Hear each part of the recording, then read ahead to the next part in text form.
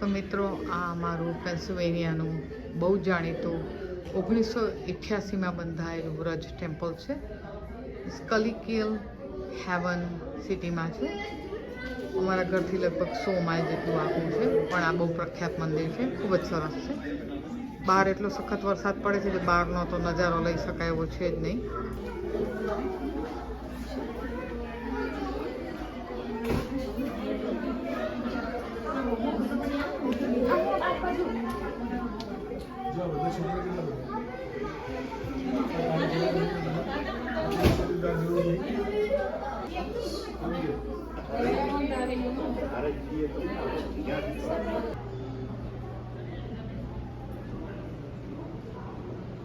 અત્યારે મંદિરના દરવાજા બંધ છે, 4:15 ખુલશે.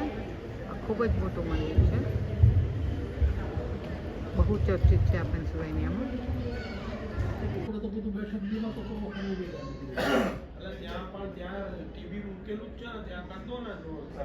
વ્રજમાં જેણે ડોનેશન આપ્યા હોય એના નામ લખેલા છે, અને બીજા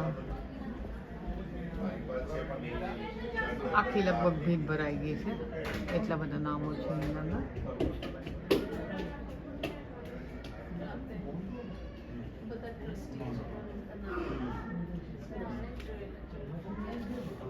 મંદિર હમણાં 4:15 ખુલશે, ત્યાં સુધી અહીંનું પિક્ચર લઈ શકાય. મંદિરના દર્શનના પિક્ચર લેવાની છૂટ નથી.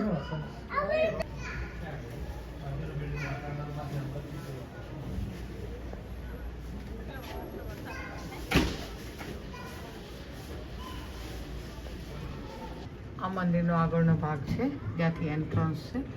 પણ તમે જુઓ અહીં વરસાદ કેટલો બધો પડી રહ્યો છે. આજે સાંજે 6 વાગ્યા સુધી વરસાદ છે, ત્યાર પછી બંધ થવાનો છે. પણ આજે શનિવાર છે એટલે ત્યાં સુધી તો પણ આવનારા માણસો છે અહીંયા ઘણા બધા.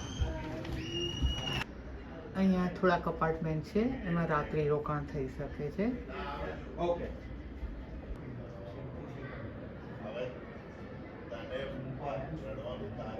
વ્રજ મંદિરનો લેઆઉટ છે. બહારથી તો બહુ લઈ શકાય એવું નથી આજે વરસાદને લીધે, પણ આ કેટલું સુંદર દેખાય. ફ્રન્ટ ભાગ છે, ખૂબ જ નયનરમ્ય જગ્યા છે. માણસો મોટે ભાગે અહીંયા પિક્ચર લેતા હોય છે. તળાવ દેખાય છે, મેનમેડ તળાવ છે. મંદિરના પાછળના ભાગમાં મેનમેડ તળાવ છે, એમાં ફુવારો પણ દેખાય છે. ખૂબ સુંદર જગ્યા છે. અહીંયા કેન્ટીન છે, જ્યાં અમે હમણાં સરસ ખીચું ખાધું, સમોસા અને ચા. આ મંદિરનો ઉપરનો ભાગ દેખાય છે. શાંતિપ્રિય જગ્યા છે, ખૂબ સરસ. આજે શનિવાર છે. મેં એવું સાંભળ્યું છે કે જન્માષ્ટમીના દિવસે 5 થી 10 હજાર માણસો ભેગા થઈ જાય છે અને સમાઈ જાય છે. વાંધો નથી આવતો. આ બધો મોટો પાર્કિંગ લોટ છે. ઘણી બધી જગ્યા છે અહીંયા આગળ મંદિરની.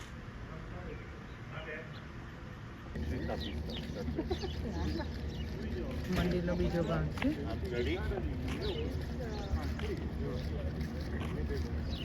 સામે ગિરિરાજ ધરણ છે. માણસો અહીંયા પ્રદક્ષિણા કરે છે.